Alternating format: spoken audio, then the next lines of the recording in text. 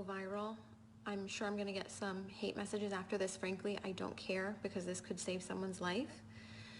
I'm a nurse practitioner. I am licensed and certified. I am not on the front lines. I have a friend in New York City who's on the front lines.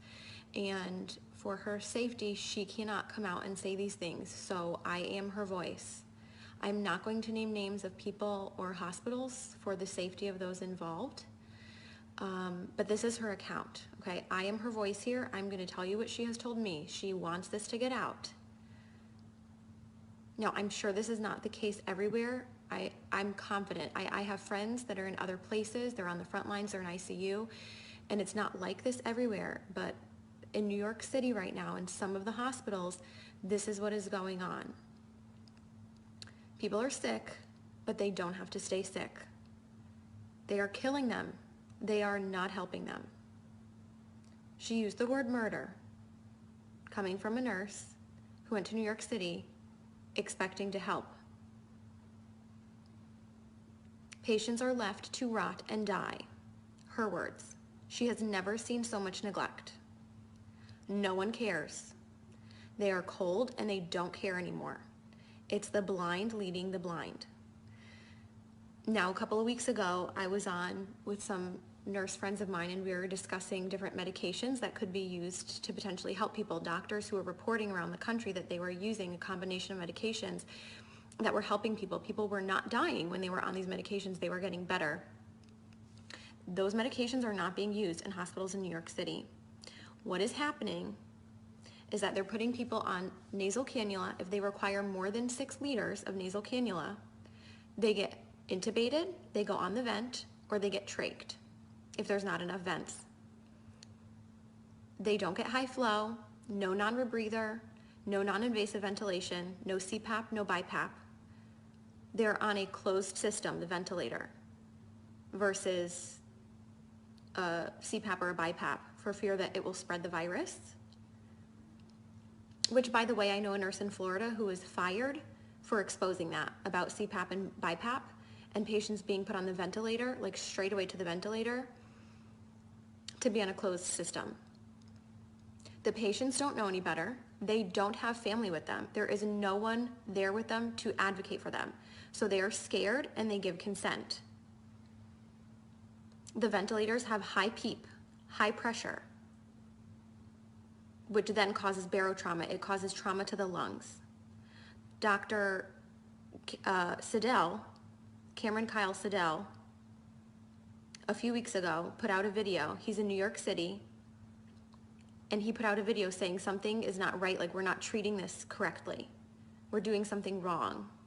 This doesn't make sense. They pulled his video from YouTube and they took him out of ICU because they couldn't have one doctor going against the grain, going against their protocol. The protocol is propofol or some kind of sedation because they're on the ventilator, and IV antibiotics. There's no hydroxychloroquine. They're not using that combination with Zithromax. They're not using zinc, vitamin C, high doses of vitamins A and D. They laugh. This is what she's told me. They laugh at that.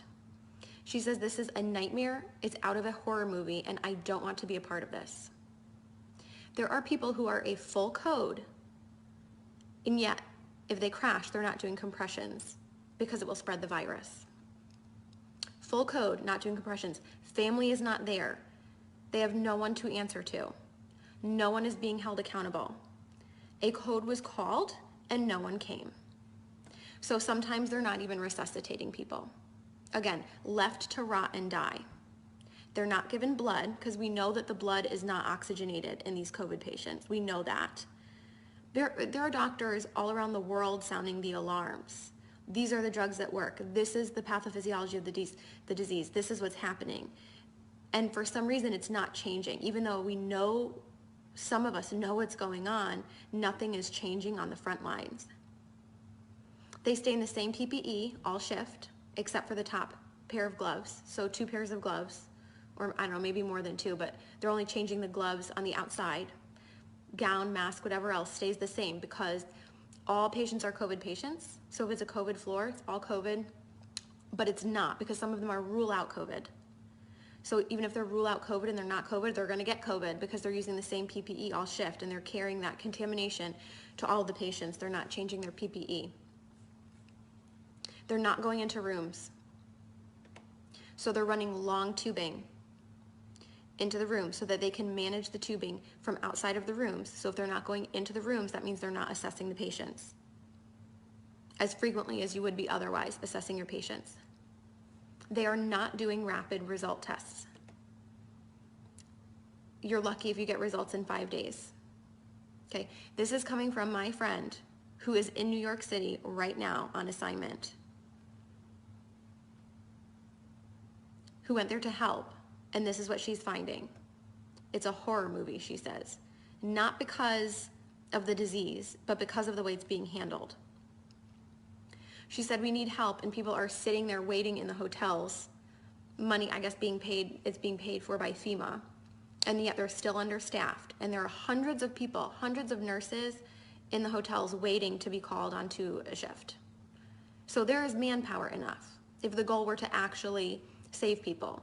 But resources are not being utilized properly or to full capacity in a way that maximizes the patient benefit or improves the outcomes. The records and charting are crap. And now some of these hospitals in New York City are probably crappy on a good day. So you add in the fear of COVID and the fear of the whole pandemic and forget it. So if you're in a crappy hospital with crappy nurses, let's face it, all of us nurses have worked with crappy nurses before who don't care. So now you add in this, forget it. And they're having people do things that they can't do.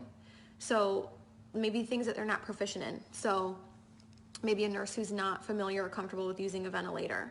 And it's that figure it out mentality. Figure it out. These patients are critical and they're crashing, figure it out. So nurses are being celebrated as heroes, right? We see how like the fire trucks and the police are like lining up and practically having these parades and celebrating them as heroes. And don't get me wrong, I'm sure in some parts of the country and other ICUs, I have friends that are working on the front lines in ICU and they are good nurses. And some of them are heroes, but we have nurses being celebrated as heroes who are killing people. They're not heroes. And they're being brainwashed to think they're doing something great just by going to work because they're brave enough to go to work. Well, what are you doing at work? You're certainly not saving people if you're not even running codes. You're not even going into patient rooms. You're a coward. You're hurting people. You're killing them. You're contributing to the problem. I know I'm going to get hate mail for this, and that's fine, because people are dying who don't have to die. Again, there's no family there, so no one's being held accountable. And once these people get intubated, they're being scared into giving consent to be intubated, and then for a lot of them, it's over. And there's nobody going to be held accountable. And there's nobody looking out for them. They are completely by themselves. There's like a total lack of critical thinking. It's out the window. And people are scared to speak up. And one person alone isn't going to change the overall culture of a hospital or a system or a city. Like I said, Dr. Cameron Kyle Seidel's video was pulled from YouTube, and he was pulled from the ICU for sounding the alarm and going against the grain. So people are sounding the alarm. It's just not changing anything, apparently. So what can you do? Buck the system. I'm really fortunate I don't have any family in New York City that I personally have to worry about. If there are people that you are worried about, or maybe it's not even New York City, maybe you're in another city that's being really hard hit and you're just hearing really bad things coming out of that city, buck the system. Something is wrong in the system. So go against the grain. Request records immediately. Records, transcripts, immediately. If there's a medication that you want your loved one to be given, report it as an at-home medication and demand that it be continued. That's just a tip from inside the system. If you want a medication to be given, you've got to report that it's an at-home medication and that you demand that it be continued. Your loved one is not going to have you in there advocating for them once they go in. You're not allowed in. The only reports that we're able to get of what's going on are coming from the inside, and people are afraid to speak out. People have lost their jobs. Do not give consent for intubation if you don't want to be intubated or your loved one to be intubated. Demand non-invasive or less invasive ventilation methods. As soon as you give that consent, you might not come out of it. Now, in some cases, it might be appropriate.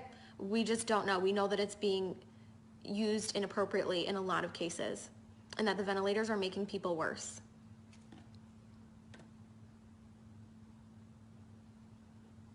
Please share this video, make it go viral. People need to know this. This is the truth of what's going on from my nurse friend who's in New York City right now on assignment. This is murder, she says. People are being murdered and no one cares. Horrible care.